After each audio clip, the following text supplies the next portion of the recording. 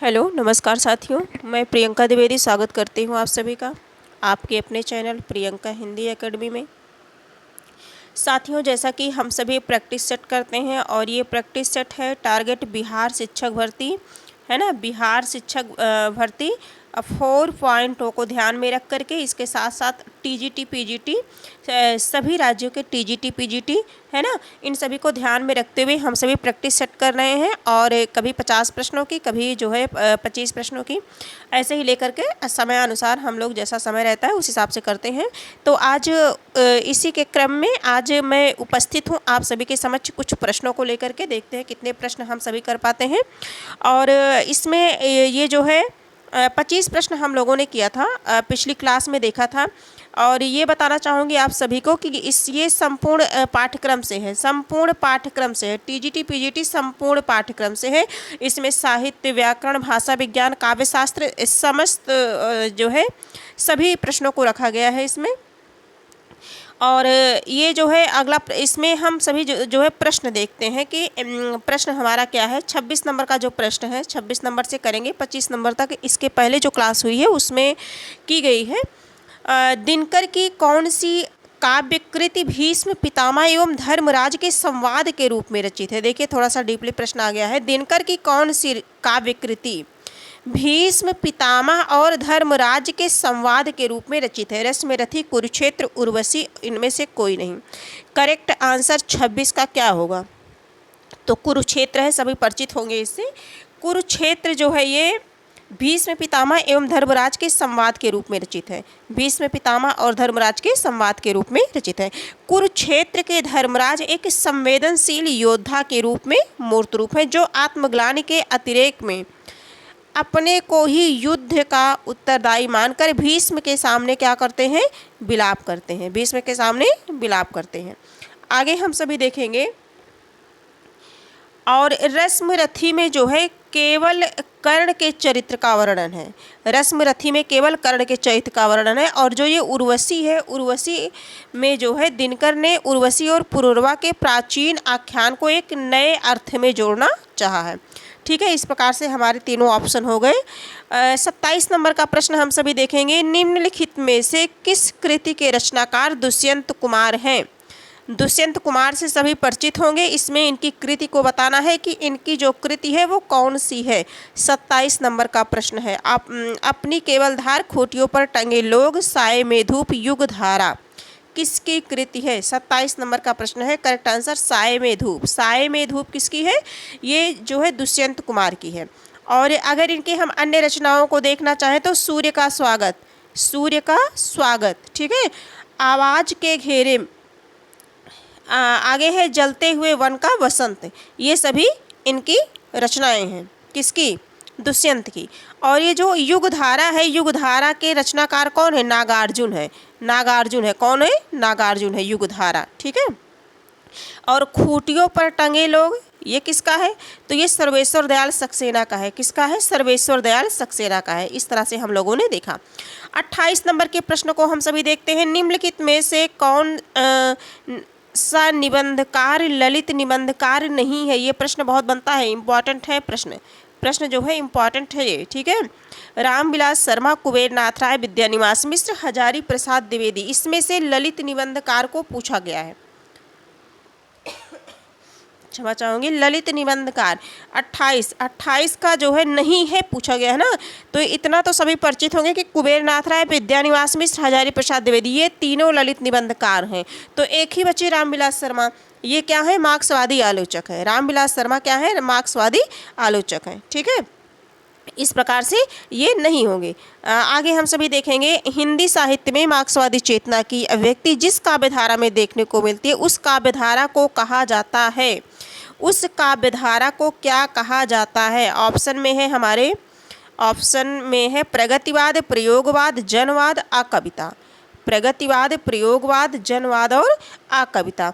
तो ये प्रश्न संख्या है 29 का प्रगतिवाद हो जाएगा। क्या हो जाएगा? प्रगतिवाद हो जाएगा। देखिए, जो विचारधारा राजनीति के क्षेत्र में समाजवाद, दर्शन में द्वंद्वात्मक भौतिकवाद है, वही साहित्य के क्षेत्र में क्या है? प्रगतिवाद है। वही साहित्य के क्षेत्र में प्रगतिवाद है।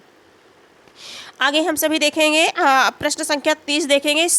हिंदी साहित्य में सरदार पूर्ण सिंह की ख्याति किस रूप में है? एक आलोचक के रूप में है, एक नाटक के रूप में है, एक निबंधकार, एक व्यंग्यकार। चारों ऑप्शन में से आंसर बताना है कि 30 का आंसर क्या होगा। तो एक निबंधकार के रूप में है। किसके रूप में है? एक निबंधकार के रूप में है। आचरण की सभ्यता, सच्ची वीरता, मजदूरी और प्रेम, कन्यादान, पवित्रता, अमेरिका का मस्त वाल्ट, योगी वाल्ट हिटमैन, ये सभी इनके क्या हैं? निबंध हैं। किसके? सरदार पूर्ण सिंह के। आगे हम सभी देखते हैं 31 नंबर का जो प्रश्न है, निम्नलिखित में से मोहन राकेश लिखित नाटक है। मोहन राकेश है ना, इनके नाटक बहुत चर्चित हैं। मोहन राकेश, जन्मेजय का नागयज्ञ, सिंदूर की होली, मिस्टर अभिमन्यु, लहरों के राजहंस। चारों में से बताना है हम सभी को कि मोहन राकेश का जो है नाटक कौन सा है।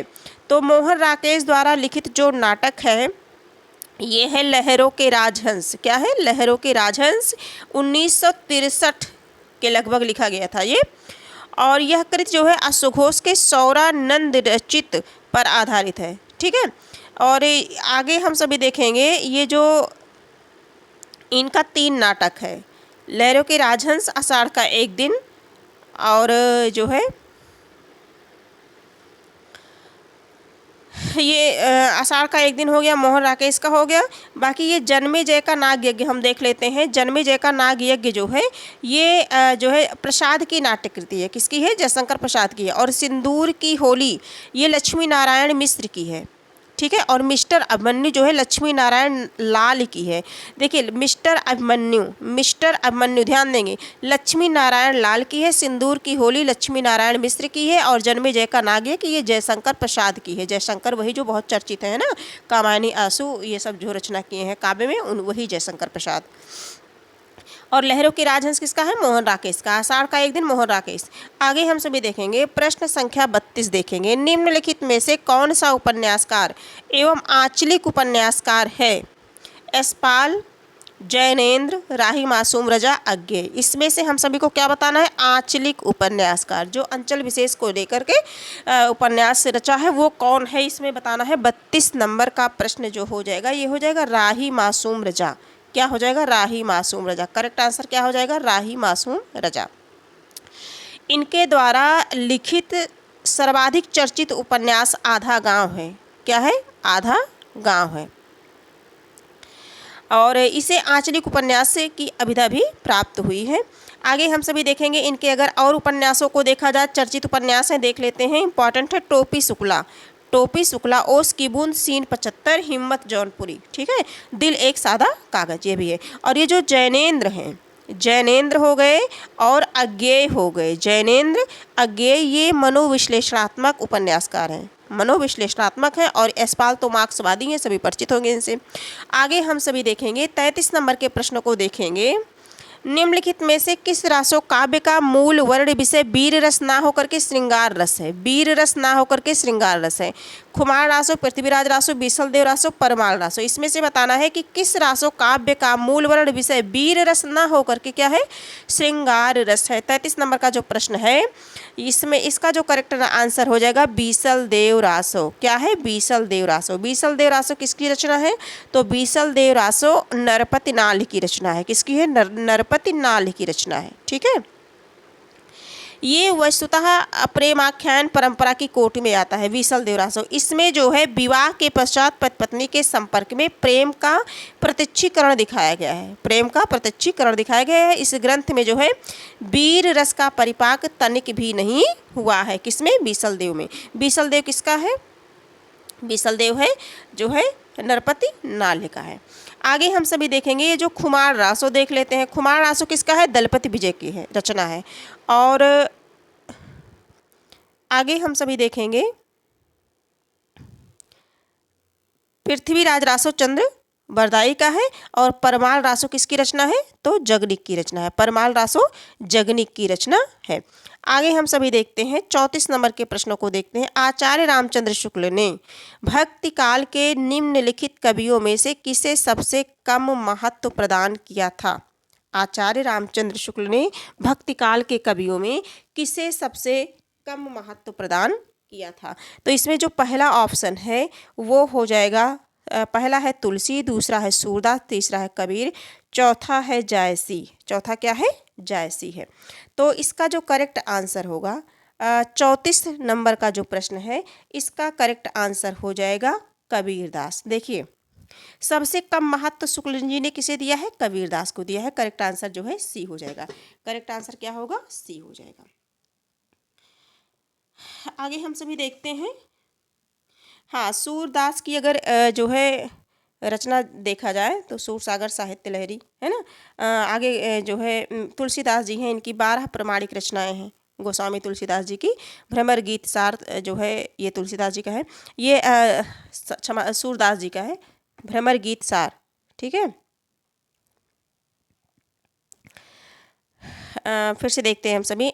इसमें जो इसका करेक्ट आंसर हो जाएगा सी हो जाएगा। और तुलसीदास के विषय में अगर जानना चाहें तो तुलसीदास की 12 प्रमाणिक रचनाएं हैं, है ना। 12 प्रमाणिक रचनाएं गीतावली, कवितावली, दोहावली, बरबई रामायण, है ना, रामलीला, नैचु, वैराग्य, संदीपनी, ये सभी परिचित होंगे आप सभी, है ना।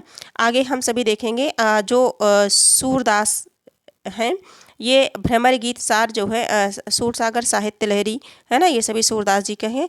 और जायसी, जायसी का जो है पद्मावत, अखरावट, आखिरी कलाम, ये सभी तो परिचित ही होंगे, है ना। आगे हम सभी देखेंगे भूषण रीतिकाल की किस काव्य धारा के कवि हैं? भूषण, कवि भूषण की बात हो रही है। रीतिकाल को 3 भागों में विभाजित किया गया है, रीति सिद्ध, रीति मुक्त और रीतिबद्ध। ठीक है, तो वही पूछा जा रहा है कि रीति भूषण रीतिकाल के किस काव्य धारा के कवि हैं? तो रीतिबद्ध काव्य धारा के हैं, रीति मुक्ति काव्य धारा के, रीति सिद्ध काव्य धारा के, या आश्रयवादी काव्य धारा के, है ना। इसका कोई मतलब नहीं है। तो ये जो 35 नंबर का प्रश्न है, ये जो है रीतिबद्ध काव्य धारा के हैं। रीति में बंद करके इन्होंने किया है, रीतिबद्ध काव्य धारा, है ना। रीतिकाल रीतिबद्ध काव्य धारा के हैं ये। और रीतिबद्ध काव्य धारा के अगर अन्य कवि को हम देखना चाहें तो चिंतामणि हैं। कौन है? चिंतामणि है, मतिराम है, देव जसवंत कुलपति मिश्र, मंडन सुरत मिश्र, सोमनाथ। ठीक है, ये सभी रीतिबद्ध धारा के कवि हैं। और रीति सिद्ध काव्य धारा के कवि अगर देखा जाए तो ये तो बिहारी हैं, है ना। रीति सिद्ध काव्य धारा के बिहारी हैं। रीति मुक्त घनानंद आलम बोधा ठाकुर, ये सभी हैं रीति मुक्त काव्य धारा के। तो शायद तीनों धाराओं को आप जो है समझ गए होंगे। आगे हम सभी बढ़ते हैं, अपने प्रश्न पर चलते हैं। 36 नंबर का जो प्रश्न है, प्रेमचंद्र की कौन सी कृति अंग्रेजों द्वारा जब्त कर ली गई? बहुत इंपॉर्टेंट प्रश्न है, बहुत अच्छा प्रश्न है ये। तो ये सोजे वतन है, इसमें ज़्यादा टाइम नहीं वेस्ट करेंगे। कायाकल्प निर्मला, ये भी प्रेमचंद्र का ही उपन्यास है। ये सोजे वतन जो है, जो सोजे वतन है, ये जो है जब्त कर ली गई थी अंग्रेज सरकार के द्वारा, है ना। और इनकी कहानियों में अगर हम सभी देखना चाहें तो शतरंज के खिलाड़ी, पंच परमेश्वर, आत्माराम बड़े घर की बेटी भी है, ईदगाह भी इनकी चर्चित कहानी है, रानी सारंध्रा है ना, पूस की रात, है ना, ये भी मुंशी प्रेमचंद्र जी की चर्चित कहानी है। आगे हम सभी देखेंगे ये कायाकल्प और निर्मला, ये प्रेमचंद्र जी का क्या है? उपन्यास है। ये दोनों क्या हैं? इनके उपन्यास है। प्रेमचंद्र जी हिंदी साहित्य में अपनी महत्वपूर्ण भूमिका निभाते हैं और इनकी जितनी भी रचनाएं हैं, जितने भी उपन्यास हैं, मोस्ट इंपॉर्टेंट है। ये सब आप सभी जाकर के अपनी नोट्स से देख लीजिएगा या किसी अच्छी प्रमाणिक पुस्तक से देख लीजिएगा, है ना। आगे हम सभी देखेंगे, अब आगे पढ़ेंगे हम सभी। प्रश्न संख्या 37 है, निम्नलिखित में से अष्टछाप के अंतर्गत ना पढ़ने वाले कवि का नाम है। अष्टछाप के अंतर्गत ना पढ़ने वाले कवि का नाम है। कुंभनदास, सूरदास, सुंदरदास, नंददास और परमानंद दास। देखिए जो अष्टछाप है, अष्टछाप के बारे में देखते हैं। सुंदरदास अष्टछाप के कवि नहीं है। क्या है? सुंदरदास अष्टछाप के कवि ना होकर के ये तो संत परंपरा के कवि हैं, ये सबसे पढ़े लिखे हैं, है ना। सुंदरदास जो है सबसे पढ़े लिखे हैं, सभी जो है संत कवियों में श्रेष्ठ हैं। और अगर हम सभी जो है देखेंगे अष्टछाप के कवियों के बारे में चर्चा कर लेते हैं।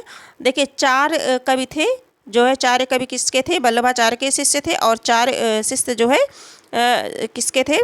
विट्ठल नाथ के थे ना। कुंभनदास, सूरदास, परमानंद, कृष्णदास, ये सभी वल्लभाचार्य के थे। गोविंद स्वामी, नंददास, छीत स्वामी, चतुर्बुद्धदास, ये सभी किसके थे? गोस्वामी विट्ठल नाथ के थे। तो हम लोगों ने इस तरह से याद किया था, कुसुपक गच्छन, है ना, गच्छन, इस तरह से एक एक करके एक एक वर्ड से आ जाएगा। अगले प्रश्न पर हम चलते हैं। मात्रा क्रम की दृष्टि से दोहा के ठीक विपरीत पढ़ने वाले छंद का नाम है। तो दोहा के ठीक विपरीत जो छंद पड़ता है उसका नाम बताना है हम सभी को। तो उसका नाम क्या है? ऑप्शन देख लेते हैं। दोहे का ठीक विपरीत तो जान ही रहे हैं, है ना। दोहे के ठीक विपरीत क्या होता है, रोला सोरठा चौपाई हरि गीत का, तो सोरठा होता है। दोहे का ठीक उल्टा क्या होता है, सोरठा होता है। प्रश्न संख्या 39 हम सभी देख रहे हैं ना, 39 नंबर के प्रश्न को देख रहे हैं, नहीं 38 नंबर के प्रश्नों को हम सभी देख रहे हैं। प्रश्न संख्या हमारा क्या है, 38 है ना, 38 नंबर के प्रश्नों को देख रहे हैं, क्योंकि 39 तो ये है। रोला, देखिए रोला, इसमें जो दोहा होता है, दोहा के प्रत्येक प्रथम और द्वितीय चरण में 13-13 मात्राएं होती हैं, और तृतीय और चतुर्थ, तृतीय और, देखिए फिर से हम देखते हैं, जैसे दोहा है, दोहे का ठीक उल्टा क्या होता है, सोरठा होता है। अगर हम दोहा की बात करना चाहें, किसकी बात करें, सोरठा की बात करते हैं, तो 11 और 13 प्रथम और तृतीय चरण में 11-11 मात्राएं, द्वितीय, प्रथम और तृतीय चरण में, है ना। द्वितीय और चतुर्थ चरण में कौन सी मात्राएं होती हैं, 13-13 मात्राएं, और इसी का ठीक विपरीत क्या हो जाता है, दोहा हो जाता है। चौपाई में 16 मात्राएं होती हैं, गीतिका में 26 और हर गीतिका में 28, और रोला में अगर पूछा जाए तो रोला के प्रत्येक चरण में 24 मात्राएं होती हैं। रोला में कितनी होती हैं, 24 मात्राएं होती हैं। शायद आप सभी समझ गए होंगे। आगे हम सभी देखेंगे निम्नलिखित में सूची को मिलान करना। देखिए मंगल सूत्र, इरावती, आवारा मसीहा, तमस, ये मिलान करने के लिए जो प्रश्न बना है, सूची ए का सूची बी से मिलान करना है। देखिए जो आवारा मसीहा है, ये तो विष्णु प्रभाकर का है, तमस भीष्म साहनी का है ना। मंगल सूत्र इरावती जयशंकर प्रसाद का अपूर्ण है, और मंगल सूत्र क्या है, मुंशी प्रेमचंद्र जी का है। तो हम सभी इसमें, हाँ, इसमें दीजिए तथा नीचे दिए गए कूट से सही उत्तर का चयन कीजिए। कौन सा इसमें सही है, हाँ 1 2 3 करके नहीं दिया गया है, बल्कि इसमें पूछा गया है कि कौन सा ऑप्शन सही है। तो जो मंगल सूत्र है, इरावती, आवारा मसीहा, तमस भीष्म साहनी, इसमें तो ऑप्शन करके देना चाहिए था प्रश्न को, है ना। प्रश्न संख्या कौन सी है, प्रश्न संख्या है 39। जो 39 नंबर का प्रश्न है मंगल सूत्र, इसका जो करेक्ट आंसर हो जाएगा, इसमें तो ABC करके दिया ही नहीं गया है, सारे इधर उधर हैं। फिर भी देख लेते हैं हम सभी। ये जो मंगल सूत्र है, मंगल सूत्र किसका है, मंगल सूत्र प्रेमचंद्र का है, तो 1 का सबसे पहले 4 हो जाएगा। इरावती जयशंकर प्रसाद की है, फिर 3 हो जाएगा, है ना। आवारा मसीहा विष्णु प्रभाकर का है, फिर 1 हो जाएगा। तमस जो है भीष्म साहनी का, कहाँ है, 2 है ना। 4 3 1 2, 4 3 1 2, इस तरह से इसकी ये रचना हो जाएगी। आगे हम सभी देखेंगे निम्नलिखित में से किस ग्रंथ के लेखक रामविलास शर्मा है। रामविलास शर्मा है, देखिए संस्कृत के 4 अध्याय रामधारी सिंह दिनकर है, कविता के नए प्रतिमान नामोर सिंह है, भारत में अंग्रेजी राज और मार्क्सवाद राग दरबारी श्रीलाल शुक्ल का है ये, और जो है ये लेखक रामविलास शर्मा का है। तो अब तो समझ ही गए होंगे रामविलास शर्मा का क्या है ना। करेक्ट आंसर हमारा कौन सा बचता है, सी बचता है, भारत में अंग्रेजी राज और मार्क्सवाद, है ना। रामविलास शर्मा वैसे भी मार्क्सवादी हैं, तो इस तरह से ये हो गया। अगला देखेंगे 40 नंबर का प्रश्न हो गया। 45 नंबर के प्रश्नों को देखेंगे, 41 नंबर के प्रश्नों को देखेंगे। ओ गॉड, सॉरी, क्षमा चाहती हूँ। 41 नंबर के प्रश्नों को देखेंगे। राग दरबारी के रचनाकार का नाम है, तो अभी तो राग दरबारी मिले थे ना, श्रीलाल शुक्ल। राग दरबारी के रचनाकार क्या कौन है, श्रीलाल शुक्ल है। राग दरबारी रचना किसकी है, श्रीलाल शुक्ल की है। और अगर मोहन राकेश के बारे में देखना चाहें तो अंधेरे बंद कमरे में, अंतराल, है ना। हरिशंकर परसाई की अगर देखना चाहें तो हरिशंकर परसाई रानी नागमती की कहानी, हरिशंकर परसाई का क्या है, उपन्यास है। आगे हम सभी देखेंगे 42 नंबर के प्रश्नों को देखेंगे। किस काव्यकृति पर अज्ञेय को ज्ञानपीठ पुरस्कार प्राप्त हुआ, अज्ञेय को। देखिए सागर मुद्रा कितनी नावों में कितनी बार, इत्यलम आंगन के पार द्वार, आंगन के पार द्वार, ये सभी किसकी रचनाएं हैं, ये सभी रचनाएं हैं किसकी, अज्ञेय जी की हैं। और ये पूछा जा रहा है किस पर इनको ज्ञानपीठ पुरस्कार प्राप्त मिला। प्रश्न संख्या जो है 42 है। तो कितनी नावों में कितनी बार नामक काव्य कृति पर 1978 में ज्ञानपीठ पुरस्कार प्राप्त हुआ था, कितनी नावों में कितनी बार, ठीक है। आगे हम सभी देखेंगे, अगर इनकी काव्य कृतियों के बारे में हम सभी देखना चाहेंगे तो हरी घास पर क्षण भर, है ना, बावरा अहेरी, बावरा अहेरी हो गया, अहेरी, अएरी, बावरा अएरी, इंद्रधनुष रौंदे हुए, अरियो करुणा प्रभा में, आंगन के पार द्वार, सागर मुद्रा, महावृक्ष के नीचे। ठीक है, आगे देखेंगे आधुनिक हिंदी साहित्य के द्वितीय युग का नामकरण किस रचनाकार के नाम पर पड़ा है। ये तो बहुत चर्चित है, सभी बता ले जाएंगे। द्विवेदी युग का नामकरण किस रचनाकार के आधार पर किया गया है। हजारी प्रसाद द्विवेदी, सुधाकर द्विवेदी, महावीर प्रसाद द्विवेदी और मत्तन द्विवेदी। तो ये तो महावीर प्रसाद द्विवेदी जी हैं, जान ही रहे हैं, है ना। तो ये किस नंबर का प्रश्न है, ये है 43 नंबर का प्रश्न है। किसका है, 43 नंबर का प्रश्न है। तो ये कौन से हैं, महावीर प्रसाद द्विवेदी। हजारी प्रसाद द्विवेदी इसलिए दिया गया है जिससे बच्चे क्या हो जाए, कंफ्यूज हो जाए, है ना, एग्जैक्ट, इसलिए हम सभी को याद करना। कान्य कुब्ज जिनकी रचना है, अबला विलाप है, गंगा लहरी है, ऋतु तरंगड़ी है, कुमार संभव सार है ना, मंजूषा सुमन। ये सभी किसकी है, महावीर प्रसाद द्विवेदी की रचनाएं हैं। आगे हम सभी देखते हैं जो है 44 नंबर के प्रश्नों को देखते हैं। हम सभी 50 तक करेंगे, है ना। आज भी जो है हम सभी 25 प्रश्नों को करेंगे, तो 25 से 50 तक हम सभी करेंगे, बहुत लंबी क्लास नहीं करेंगे। कुछ जितने भी क्वेश्चन पढ़ेंगे हम सभी बिल्कुल जो है वो हम सभी को याद होने चाहिए, है ना। हारे को हरिनाम शीर्षक का ग्रंथ के रचनाकार हैं। हारे को हरिनाम, मैथिली शरणगुप्त, रामधारी सिंह दिनकर, वियोगी हरि, सुमित्रानंदन पंत। आप सभी को बताना होगा हारे को हरिनाम ये जो है किसका ग्रंथ है, इसके रचनाकार कौन है। तो ये कौन है, रामधारी सिंह दिनकर की रचना है। ठीक है, भारत सरकार द्वारा सन 1972 में उर्वशी कृति के लिए इनको ज्ञानपीठ पुरस्कार मिला था। किसके लिए, उर्वशी कृति के लिए ज्ञानपीठ पुरस्कार मिला था। और जो है हारे को हरिनाम ये काव्य रचना है। क्या है, काव्य रचना है। और अगर इनकी अन्य रचनाओं को देखना चाहे, बारदौली विजय, प्राणभंग हो गया, रेणुका हुंकार, रसवंती, कुरुक्षेत्र, है ना, ये सभी एक क्रम से याद कर लीजिए। रश्मत्री, नील कुसुम, उर्वशी, परशुराम की प्रतिज्ञा, कोयला और कवित्व, है ना। आगे हम सभी देखेंगे, अगले प्रश्न पर चलेंगे। अगला प्रश्न जो है हम सभी का प्रश्न संख्या 45 है। भक्तिकालीन सूफी काव्यधारा की विशेषताओं के संदर्भ में निम्नलिखित में से विशेषता गलत है। भक्तिकालीन सूफी काव्यधारा की विशेषताओं के बारे में बताना है, जो गलत है उनको बताना है।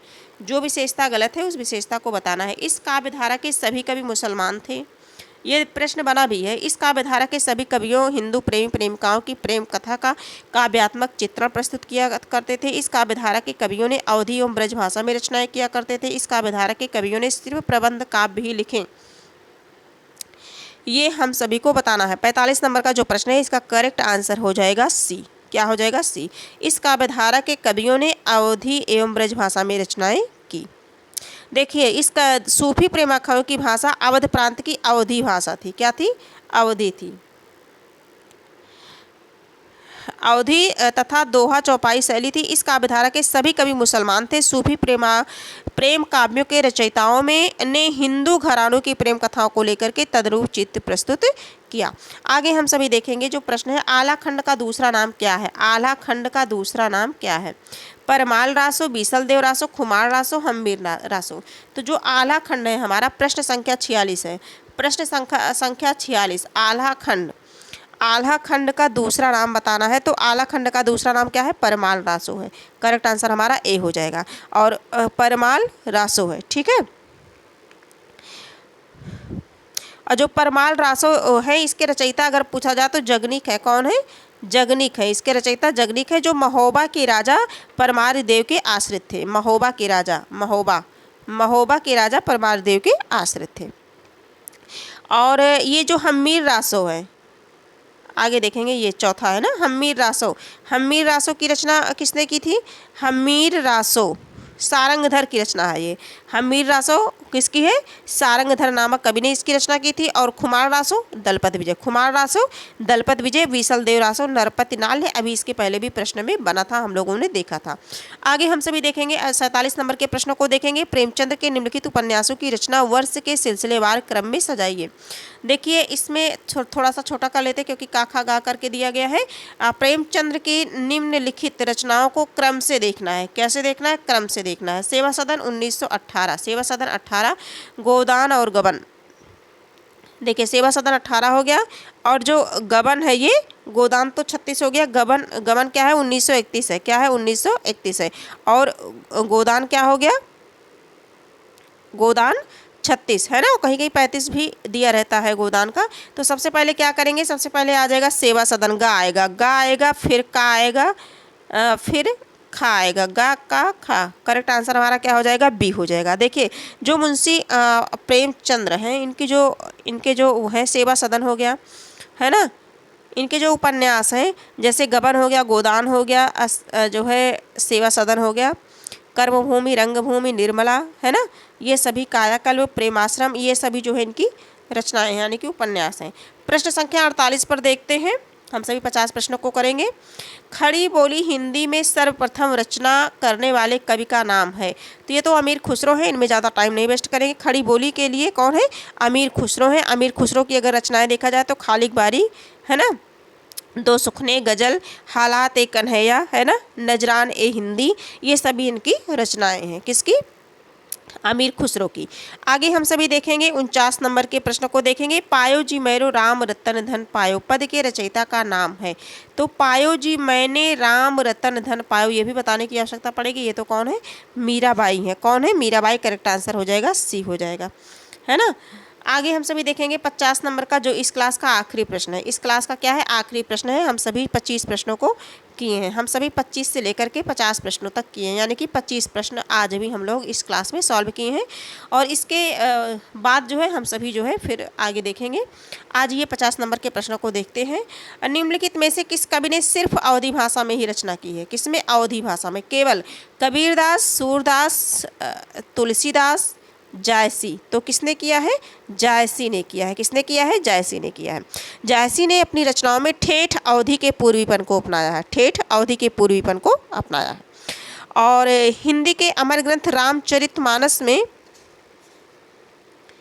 के तुलसीदास ने, जो ये तुलसीदास हैं, ये भी जो है अवधी भाषा में जो है इन्होंने किया है, मतलब तुलसीदास ने किया है। लेकिन जो है ठेठ ही इनकी सारी इनकी रचनाएं किस में है, जायसी की अवधी भाषा में है।